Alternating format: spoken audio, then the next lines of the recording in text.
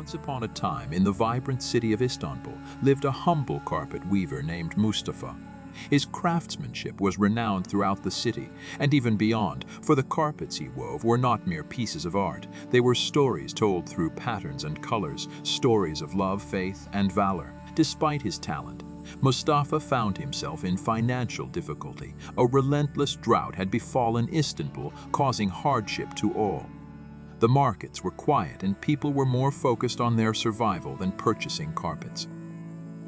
The weight of the circumstance pressed heavily on Mustafa's shoulders. His worry grew with each passing day, clouding his heart and his craft. One day, an old sage noticed Mustafa at the mosque praying fervently.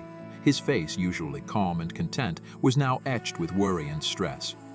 After the prayer, the sage approached Mustafa. "My dear friend, you seem burdened. Would you share your worries?" Mustafa looked at the sage, his eyes filled with despair, and shared his predicament.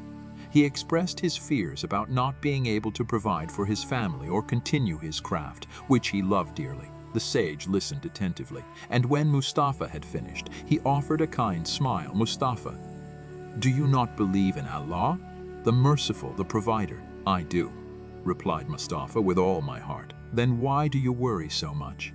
asked the sage. "Allah knows about your intentions and feelings, so why do you worry? Stay calm and leave it to Allah.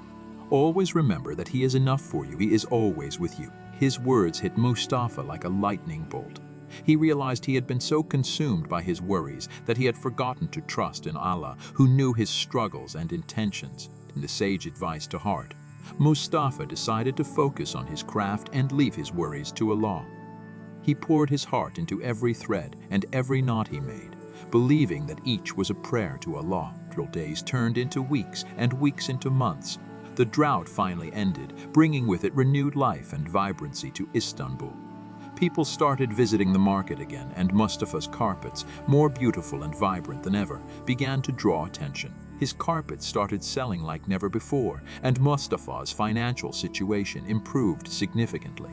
Mustafa was filled with gratitude and a sense of calmness he had never felt before. He realized that by putting his trust in Allah, he had been freed from the chains of worry and fear.